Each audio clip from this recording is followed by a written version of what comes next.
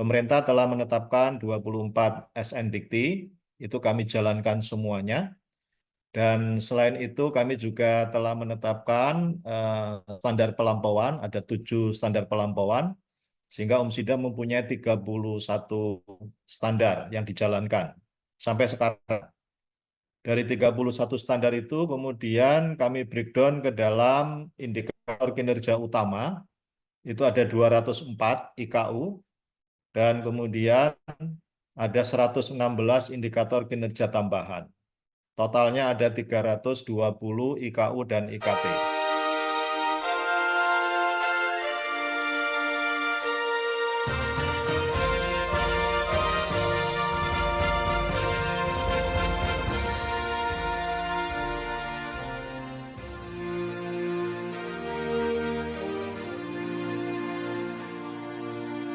Bersama saya Bambang Sadiono di kanal Inspirasi untuk Bangsa. Mudah-mudahan kanal ini selalu bisa memberi inspirasi, motivasi, dan edukasi.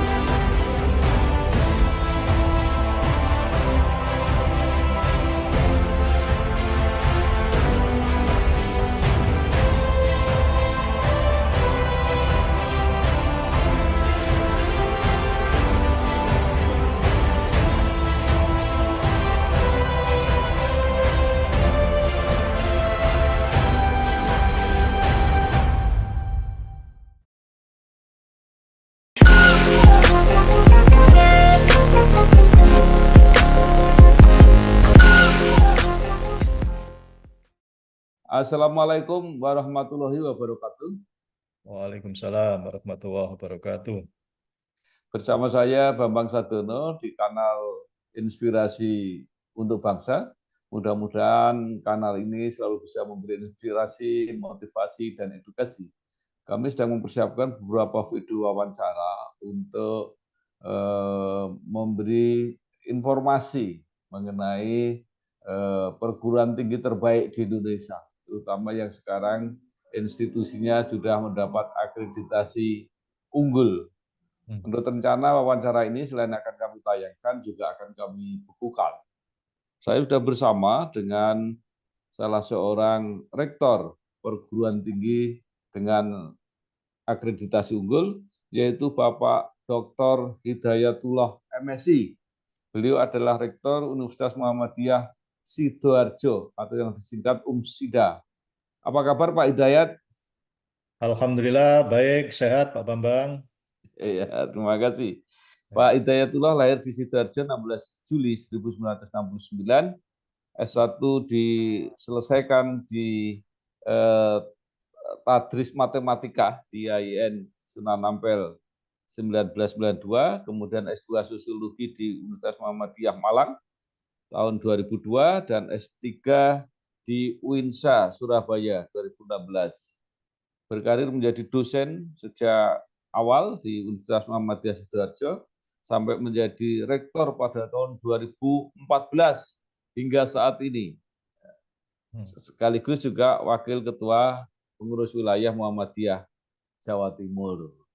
Nah, Pak Hidayatullah, kalau ada hal-hal yang penting dalam perjalanan karir yang belum tercatat, bisa dilengkapi. Monggo silakan, Pak. Ya, terima kasih Pak Bambang. Assalamualaikum warahmatullahi wabarakatuh. Jadi yang disampaikan Pak Bambang tadi sudah betul sesungguhnya, dan itulah perjalanan pendidikan saya S1, S2, dan S3, kemudian pengalaman saya di UMSIDA. Kami sejak lulus S1 1992,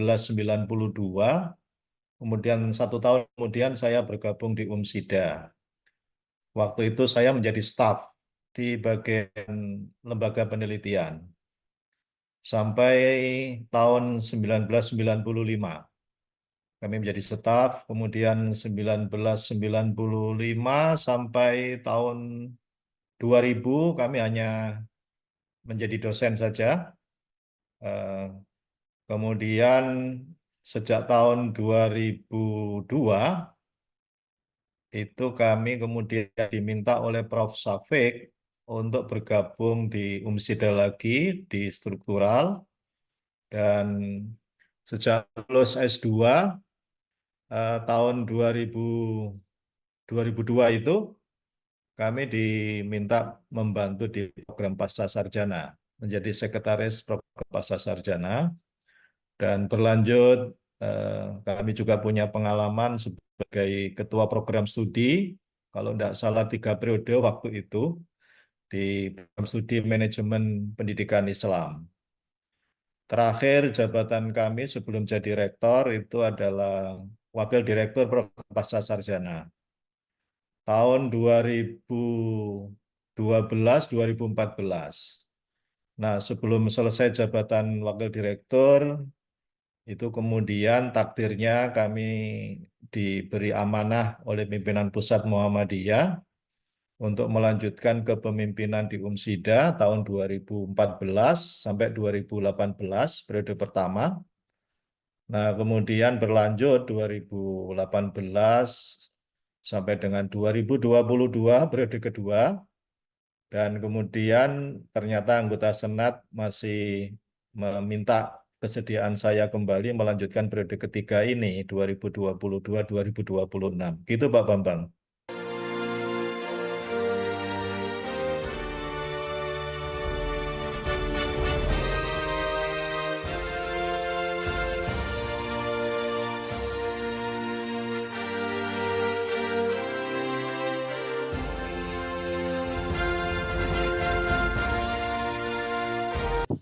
Baik, terima kasih sekali.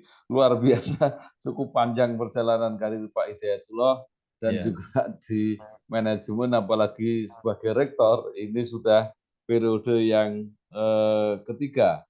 Nah, mungkin dalam periode yang sangat panjang itu Bapak bisa menceritakan bagaimana perjuangan Universitas Muhammadiyah Sidoarjo ini dalam perjalanannya membina institusi, pasti tidak mudah, sehingga akhirnya mencapai akreditasi tertinggi, yaitu akreditasi unggul. Monggo Pak, silakan Pak. Ya, kalau eh, boleh saya menceritakan sedikit perjalanan UMSIDA ya, Pak Bambang ya. Jadi UMSIDA ini dirintis sejak tahun 1984 dengan mendirikan Sekolah Tinggi Ilmu Tarbiyah. Saya belum ada waktu itu. Kemudian tahun 87, 88 itu kemudian menambah 2 sekolah tinggi baru, yaitu Sekolah Tinggi Ilmu Pertanian dan Sekolah Tinggi Ilmu Manajemen Informatika Komputer. Kemudian tahun 94-95 itu berdiri 2 sekolah tinggi lagi, yaitu Sekolah Tinggi Ilmu Ekonomi dan Sekolah Tinggi Ilmu Sosial dan Ilmu Politik. Nah, sudah punya 5 sekolah tinggi, ada keinginan kuat dari pengelola sekolah-sekolah tinggi itu yang waktu itu sudah punya rektor, Prof. Safik, itu kemudian mempunyai keinginan yang kuat untuk menyatukan semua sekolah tinggi ini, 5 sekolah tinggi itu menjadi universitas, dan itu terjadi di tahun 2000. Jadi UMSIDA ini berdiri secara resmi mulai tahun 2000, Pak Bambang. Nah, kemudian tahun 2013 itu ada Akademi Kebidanan yang kemudian bergabung ke UMSIDA.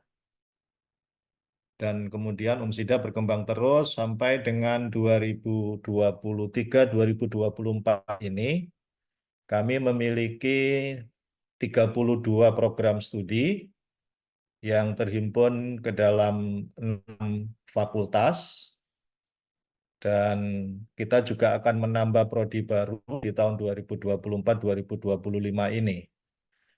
Prodi terakhir yang berhasil kami buka adalah kedokteran gigi, dan saat ini kami juga sedang mempersiapkan untuk pembukaan prodi kedokteran umumnya setelah UMSIDA berhasil meraih akreditasi unggul di tahun 2024 ini. Itu kira-kira perjalanan UMSIDA dari awal sampai 2024 ini, Pak Bambang. Iya, baik. Kalau dilihat dari kepemimpinan Pak Hidayatullah, jadi 3 kali memimpin sebagai rektor, apa saja yang sudah dicapai? Ya menurut Bapak merupakan capaian-capaian yang monumental. Oke, sesungguhnya apa yang kami lakukan saat ini itu melanjutkan dari apa yang sudah dilakukan oleh rektor-rektor sebelumnya ya. Rektor pertama Profesor Syafiq, yang kedua Profesor Ahmad Zainuri. Beliau berakhir sampai 2014 dan kami melanjutkan rencana induk pengembangan pada masa Prof. Ahmad Zainuri yang sesungguhnya waktu itu diproyeksikan sampai 2020. Tetapi dalam perjalanannya kami menilai bahwa rencana induk pengembangan yang dibuat saat itu di tahun 2018 kami menilai harus dilakukan penyesuaian seiring dengan berbagai kebijakan baru di kementerian berkaitan dengan pendidikan tinggi dan juga tantangan-tantangan yang ada di luar UMSIDA. Maka sejak 2018 kami bersama tim itu kemudian merumuskan rencana induk pengembangan baru UMSIDA yang diproyeksikan dalam kurun waktu 20 tahun ke depan, yaitu sampai 2038.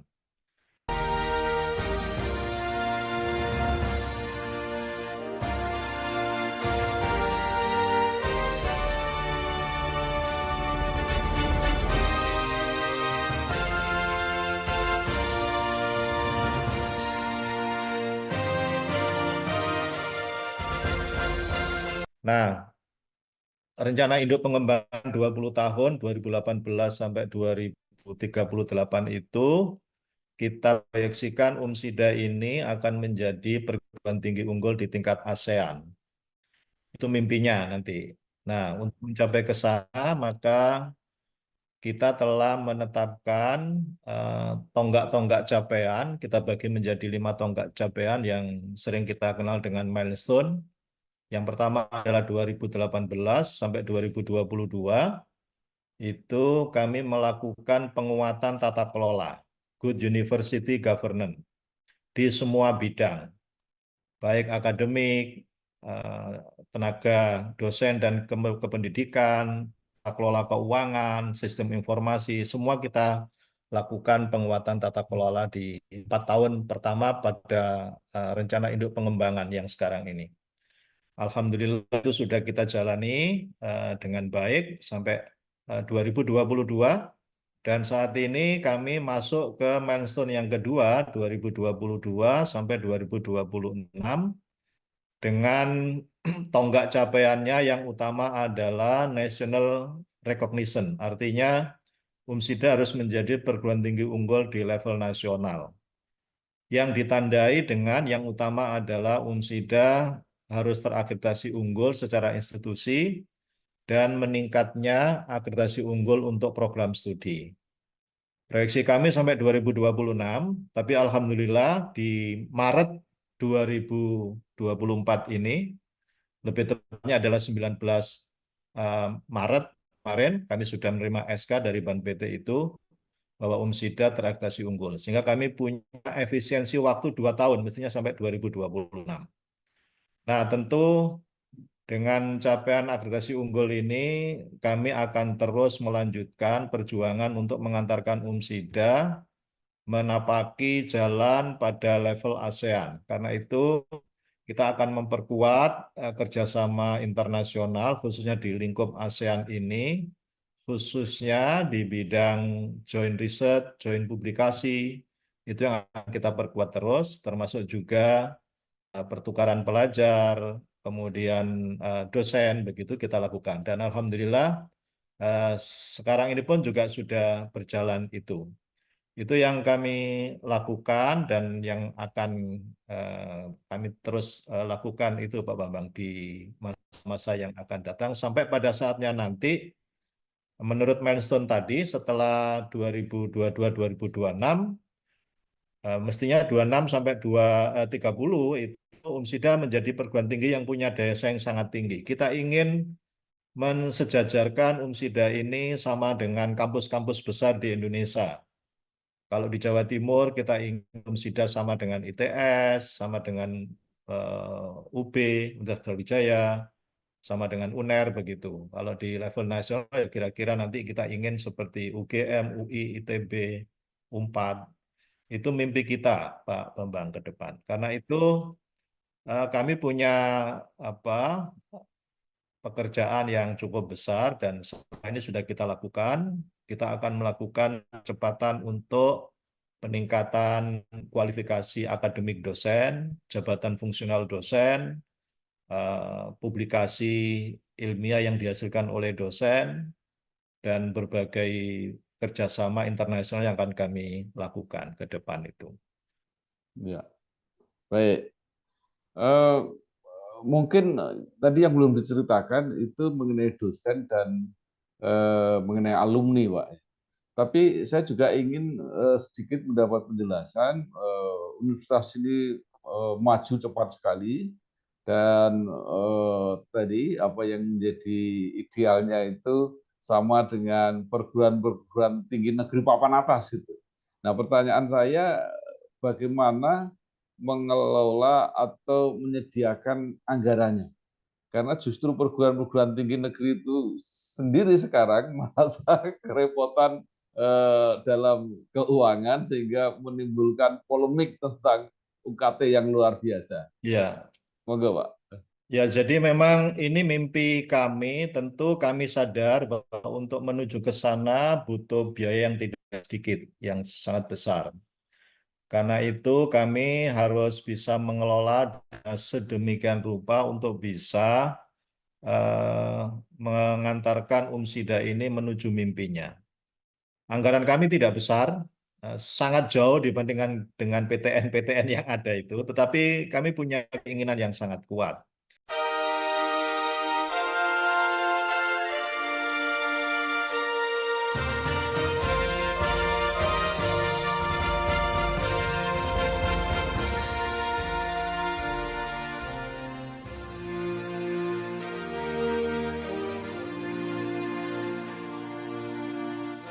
Di dalam tata kelola kami itu meniscayakan bahwa kami telah menerapkan sistem manajemen mutu SPMI yang sangat ketat di dalam ini, karena kita ingin bahwa sekecil apapun anggaran yang kami keluarkan itu harus bisa mencapai indikator kinerja yang telah kami tetapkan. Jadi kalau boleh cerita sedikit bahwa kami punya rencana induk pengembangan tadi, kemudian kami breakdown menjadi rencana strategis 4 tahunan itu, dan kemudian di breakdown lagi menjadi rencana kerja tahunan itu. Nah, ketika kami mengimplementasikan rencana induk pengembangan menjadi Renstra itu, kami memperhatikan standar-standar yang ada di pendidikan tinggi. Pemerintah telah menetapkan 24 SNDikti, itu kami jalankan semuanya. Dan selain itu kami juga telah menetapkan standar pelampauan, ada 7 standar pelampauan, sehingga UMSIDA mempunyai 31 standar yang dijalankan sampai sekarang. Dari 31 standar itu kemudian kami breakdown ke dalam indikator kinerja utama, itu ada 204 IKU, dan kemudian ada 116 indikator kinerja tambahan. Totalnya ada 320 IKU dan IKT. Nah, IKU dan IKT inilah yang menjadi pijakan dari semua unit kerja yang ada di UMSIDA ini, yang nanti akan diturunkan dalam berbagai bentuk kegiatan, dan kegiatan itu memerlukan anggaran. Sehingga bagi kami tidak boleh ada anggaran itu yang tidak mencapai indikator kinerja. Sekecil apapun anggaran yang dikeluarkan itu harus mencapai indikator kinerja. Itu kiat kami. Kenapa kemudian bisa melakukan percepatan untuk mencapai akreditasi unggul di tahun 2024 ini? Karena semua indikator untuk bisa terakreditasi unggul itu telah kita terjemahkan dalam berbagai indikator dan masuk di kegiatan yang memerlukan anggaran itu. Nah, selain itu, tentu kami menyadari bahwa sumber keuangan tidak cukup mengandalkan dari mahasiswa. Karena itu kami dengan Badan Pembina Harian, kalau di PTS lain yayasan gitu ya Pak Bambang. Nah, kami sepakat mengembangkan bisnis di kampus ini. Sehingga 3 tahun yang lalu, sejak 2021, kami telah mendirikan PT Umsida Sinergi Utama. Dari PT inilah yang kita proyeksikan nanti akan bisa menghasilkan dana yang bisa mensupport kebutuhan Umsida ini. Saat ini memang dari PT ini penghasilannya masih terus kita gunakan untuk mengembangkan unit-unit bisnis baru di bawah PT itu. Tapi pada saatnya kita punya hitung-hitungan dari PT ini harus bisa memberikan masukan karena kita ingin melakukan percepatan di dalam tingkatan apa dan pengembangan Umsida ini di masa depan itu. Ya itu keinginan kami dan usaha kami yang sekarang ini sedang kita jalankan, Pak Bambang.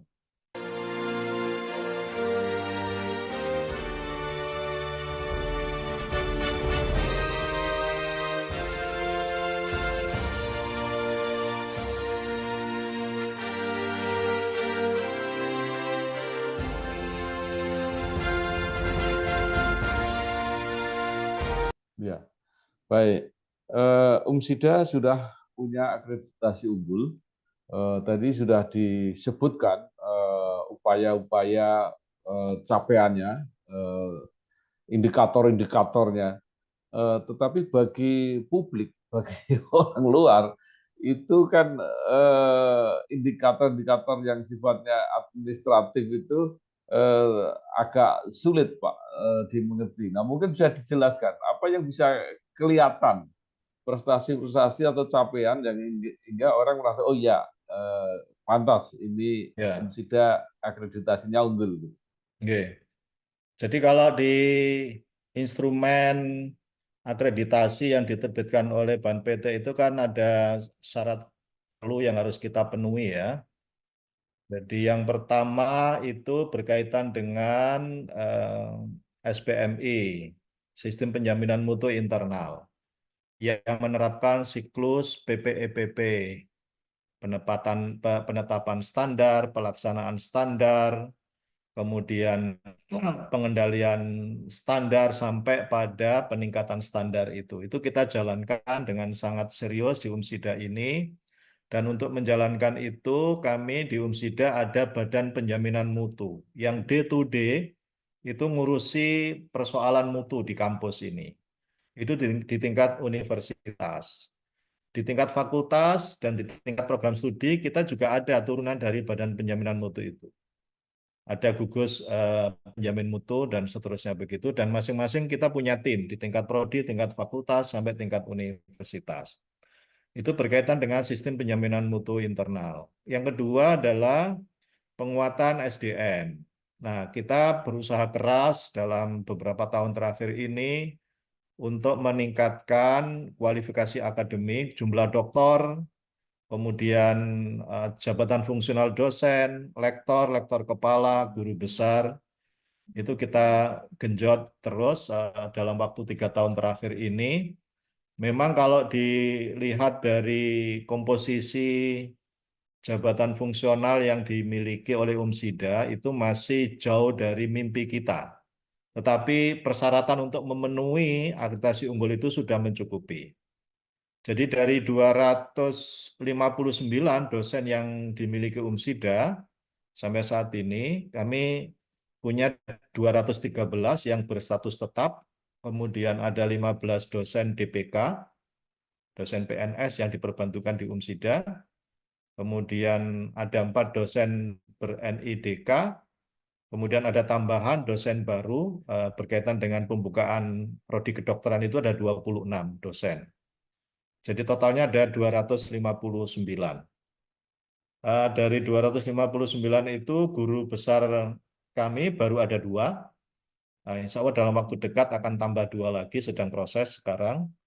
Kemudian ada 16 yang lektor kepala, ada 122 lektor, sisanya adalah asisten ahli 82. Kita akan genjot terus bagaimana jabatan fungsional dosen di Umsida ini mengalami peningkatan yang signifikan. Itu dari sisi penguatan dosen.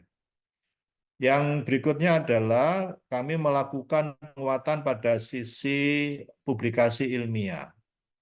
Bagaimana karya-karya dosen Umsida, baik hasil riset maupun pengabdian kepada masyarakat itu bisa dipublikasikan. pada sisi ini alhamdulillah jumlah publikasi ilmiah yang dihasilkan oleh dosen-dosen UMSIDA sangat banyak, baik di Sinta maupun di Scopus itu sangat banyak, dan ini menjadi salah satu kekuatan. Kemudian yang keempat, yang ini juga tidak ringan, butuh waktu yang cukup banyak, cukup panjang, dan butuh keseriusan, yaitu capaian akreditasi program studi. Pada saat kami mengajukan AIPT ke BAN PT itu, prodi kami ada 31, dan saat itu kami mempunyai prodi yang terakreditasi unggul ada 11. Setahun yang lalu itu masih ada 7, sehingga kami genjot bagaimana supaya bisa unggul di 2024 ini. Alhamdulillah bisa bertambah 4 sehingga menjadi 11. Sekarang sudah ada 12. Nah, dari persyaratan-persyaratan yang pokok itu telah bisa terpenuhi, maka kami mengajukan itu. Itu dari sisi persyaratan yang tidak bisa ditawar sama sekali. Yang lain-lain itu yang bisa kita usahakan dalam waktu yang tidak terlalu lama itu bisa sesungguhnya. Ya, yang berat yang 4 tadi itu, yang pengalaman kami selama ini.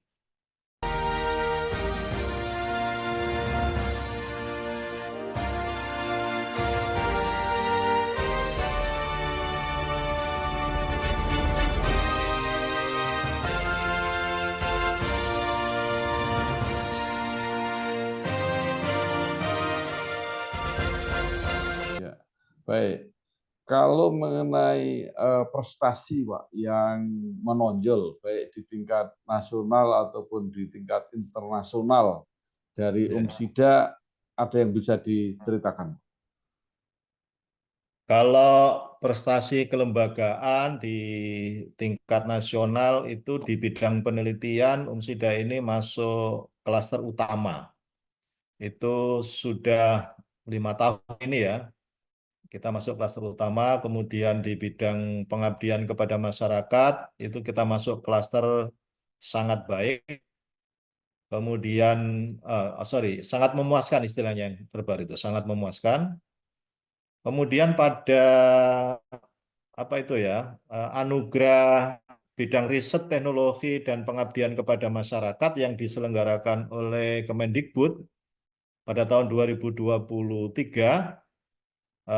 untuk kategori publikasi ilmiah, UMSIDA itu peringkat pertama yang mendapatkan gold winner untuk kategori kampus pada klaster utama. Kita masuk peringkat yang terbaik, gold winner. Itu pada sisi kelembagaan. Kemudian prestasi yang dicapai oleh mahasiswa di tingkat internasional itu sangat banyak sekali, dan juga di tingkat nasional. Saya tidak hafal betul, kemarin waktu wisuda saya laporkan ada ratusan jumlahnya.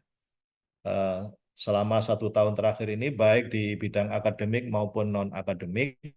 Termasuk yang saya ingat itu adalah lomba sel maraton yang diikuti oleh mahasiswa elektro dan teknik mesin itu juga mendapatkan juara 2 di level internasional. Waktu itu juara satunya kalau tidak salah tim dari UGM, juara 2-nya adalah UMSIDA itu di tahun 2023. Dan yang paling banyak itu adalah ini tapak suci pencak silat. Tapak suci itu setiap tahun meraih prestasi tingkat internasional yang jumlahnya sangat banyak. Saya detailnya tidak hafal Pak Bambang, tetapi datanya ada ratusan kalau prestasi mahasiswa itu. Ya. Baik. Nah, di UMSIDA ini apa yang menjadi ciri khas, Pak? Kalau ilmu kan hampir semua perguruan tinggi sama, tapi mungkin pembekalan kultur, karakter, dan sebagainya.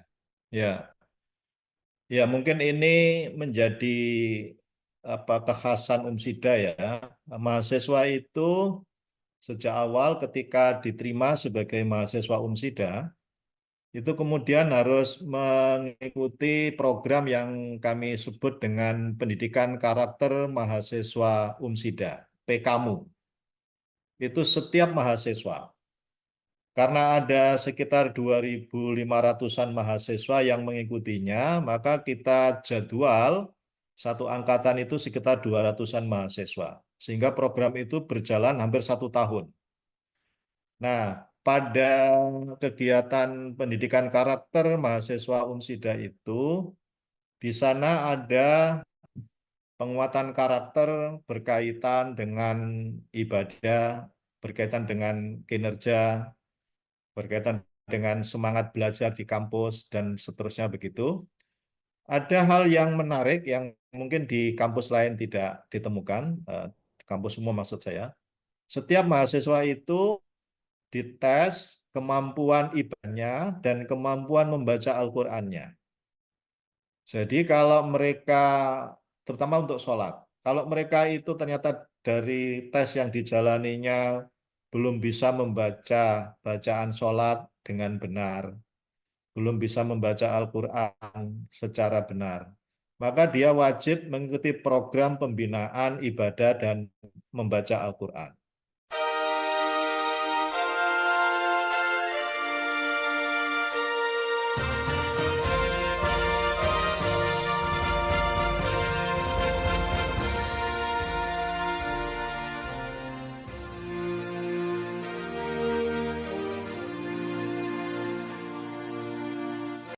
Dan ini menjadi syarat bagi setiap mahasiswa untuk bisa mengikuti KKN, Pak Bambang.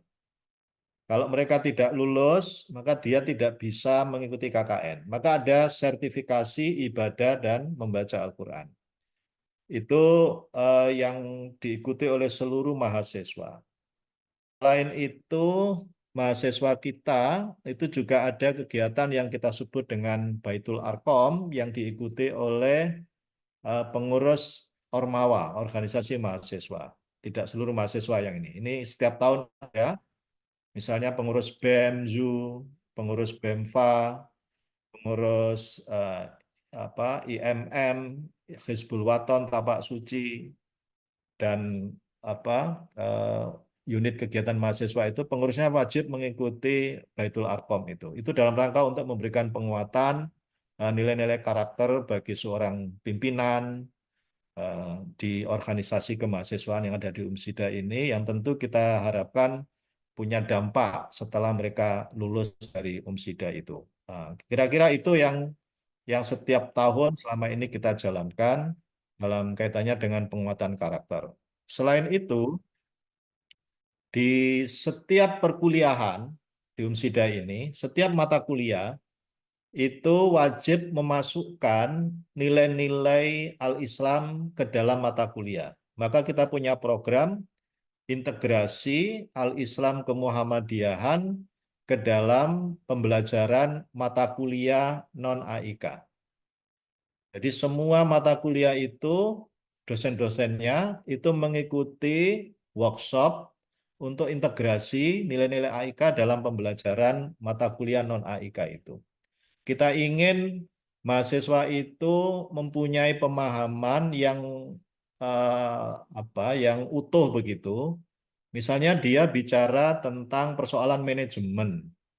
Bagaimana dalam Islam tentang manajemen itu?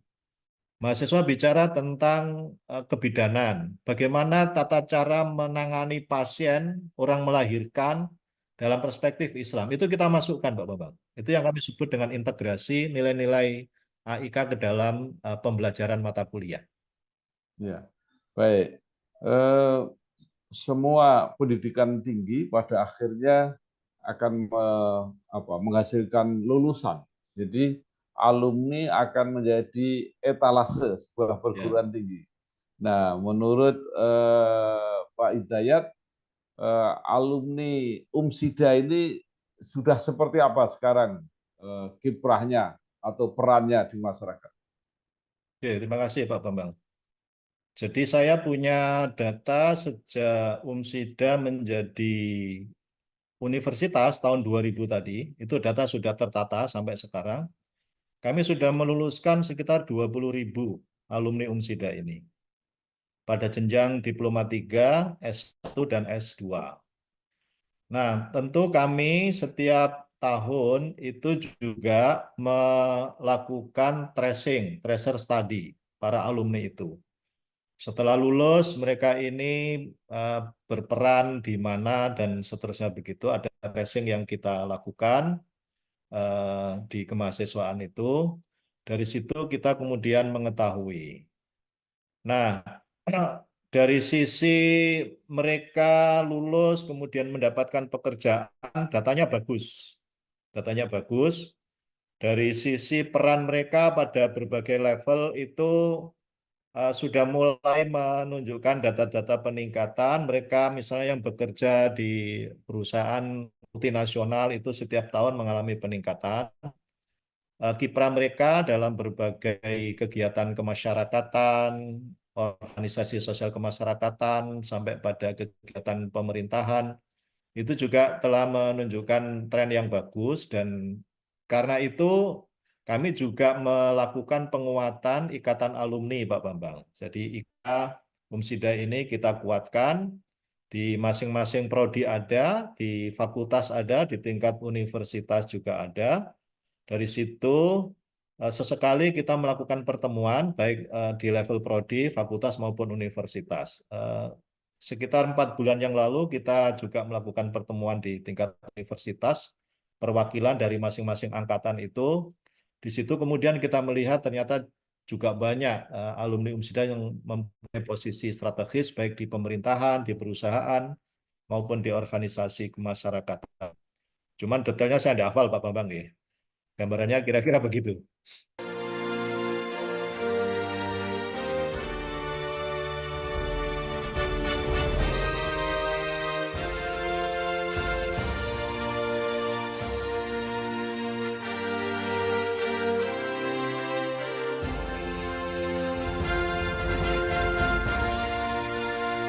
eh, Pak Hidayat, Indonesia punya mimpi besar untuk mencapai Indonesia Emas 2045 dan itu tidak mungkin tidak berhasil dicapai kalau SDM yang dipersiapkan itu tidak memadai.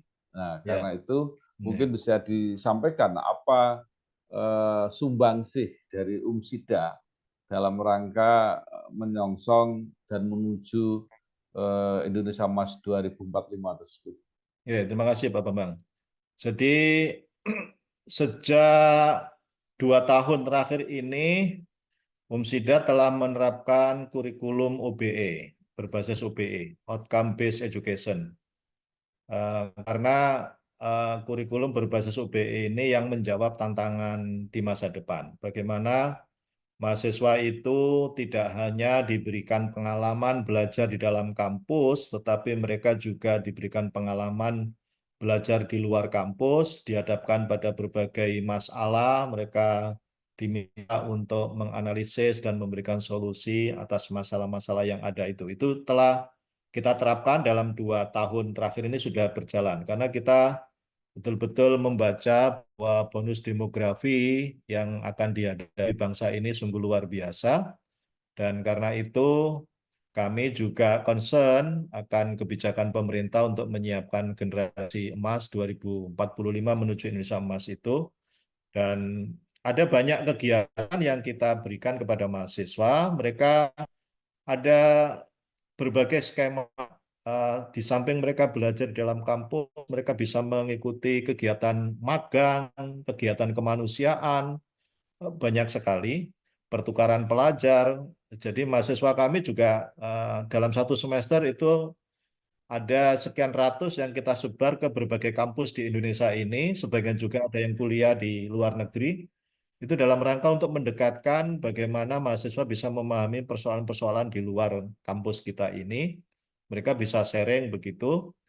Dan tentu dalam konteks ini kami juga dituntut untuk menyiapkan fasilitas pembelajaran yang mencukupi. Karena itulah di UMSIDA ini kami juga menyiapkan teknologi pembelajaran yang menuntut untuk menyiapkan generasi di masa depan itu. Karena kami menyadari bahwa mahasiswa UMSIDA saat ini itu tersebar mulai Aceh sampai Papua, Pak Bambang. Walaupun belum besar persentasenya, tapi trennya itu semakin banyak. Jadi ada sekitar 25 provinsi sebaran mahasiswa Umsida itu sekarang ini. Dari Aceh ada, Papua ada, begitu. Eh, karena itu sejak 2 tahun ini kami juga mengembangkan blended learning. Jadi kita memadukan pembelajaran tatap muka dengan pembelajaran secara daring begitu untuk prodi-prodi tertentu yang memungkinkan bisa dilakukan pendekatan seperti itu. Tapi untuk prodi-prodi yang mengharuskan mahasiswa harus praktikum di kampus ya harus datang ke kampus.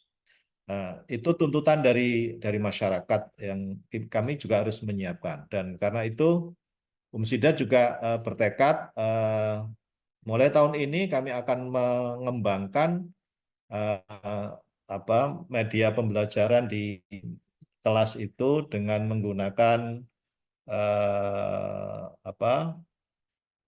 papan interaktif, smartboard interaktif itu yang itu bisa digunakan untuk perkuliahan yang diikuti mahasiswa di luar kampus maupun di dalam kampus itu. Nah, tentu tantangannya adalah bagi Bapak Ibu dosen yang harus kami latih supaya lebih care dengan alat-alat yang terbaru ini. Itu.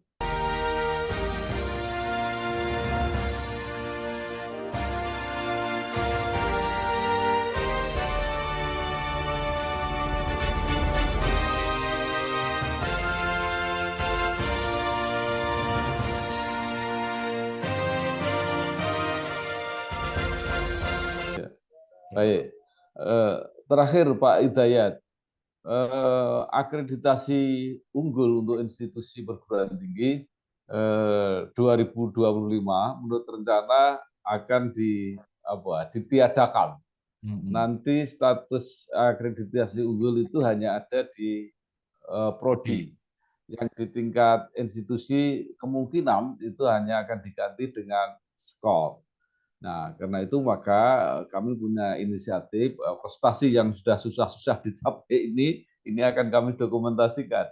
Nah, pertanyaan saya adalah mungkin dari kalangan perguruan tinggi ada usulan. Ini kan juga suatu mungkin bagi yang tidak termasuk mungkin masih harus berjuang, tapi yang sudah mencapai itu kan juga sesuatu yang harus dihargai. Nah, menurut Bapak ke depan, mumpung kebijakannya juga masih digodok, mungkin punya usulan sebaiknya seperti apa? Ya, baik Pak Bambang. Kami juga sudah mempelajari kebijakan terbaru itu. Itulah sebabnya kenapa kemudian AIPT dengan target unggul ini juga kami percepat. Setidaknya kalau Umsida mendapatkan unggul di tahun 2024 ini, maka status akreditasi unggul itu masih berlaku sampai 2029. Itu masa berlakunya tetap itu. Nah, kalau tadi saya ditanya bagaimana pandangan saya tentang kebijakan itu, kalau hemat saya sebaiknya eh, perbedaan terakreditasi unggul baik sekali, baik dan tidak terakreditasi itu sebaiknya tetap diberlakukan. Karena kalau nanti statusnya hanya ada dua dari kelembagaan itu, terakreditasi dan tidak terakreditasi, itu masyarakat juga tidak tahu kemudian. Sebenarnya perguruan tinggi ini sampai seberapa positioningnya itu. Uh, Pemerintah kan punya alasan nanti yang statusnya unggul baik sekali, baik itu kan untuk prodi. Ya itu kami tetap setuju, tetap dilanjutkan itu. Tetapi bagaimanapun secara kelembagaan institusi itu bagi kami masih tetap penting. Apa yang sudah berjalan selama ini kami nilai bagus itu. Tinggal persoalannya kalau pemerintah kemudian merasa eh, menyangkut biaya ya, karena kalau kalau harus terakreditasi unggul dan seterusnya itu kalau Ban PT kan sepenuhnya dibiayai pemerintah. Kok saya melihat tidak terlalu besar biaya itu dibandingkan dengan anggaran pendidikan yang secara keseluruhan itu. Kalau diakumulasikan prosentasenya sangat kecil sesungguhnya biaya untuk akreditasi ini. Bahkan buat kami, kalaupun misalnya prodi-prodi itu tetap dibiayai oleh pemerintah, mestinya masih bisa. Karena kalau dihitung nggak banyak sebenarnya. Dari 20% anggaran pendidikan nasional kita itu. Jadi gitu Pak Bambang. Kalau saya tetap menginginkan tetap ada unggul, baik sekali, baik begitu. Baik, terima kasih sekali Bapak Dr. Hidayatullah MSI, Rektor Universitas Muhammadiyah Sidoarjo yang sudah memaparkan capaian prestasi akreditasi unggul dari UMSIDA dan usulannya supaya pemberian akreditasi unggul baik sekali baik itu masih dipertahankan karena ini juga membantu masyarakat untuk memahami posisi masing-masing perguruan tinggi dan ketika memilih kemana mungkin anak atau keluarganya akan sekolahkan atau mengikuti kuliah di perguruan tinggi, di pendidikan tinggi yang bersangkutan. Saya kira terima kasih sekali Prof informasinya. Terima kasih Pak Selamat Bambang. bekerja keras, selamat berjuang, sukses, mudah-mudahan bermanfaat untuk masyarakat, bangsa, dan negara. Amin. Terima kasih. Wassalamualaikum warahmatullahi wabarakatuh. Waalaikumsalam warahmatullahi wabarakatuh.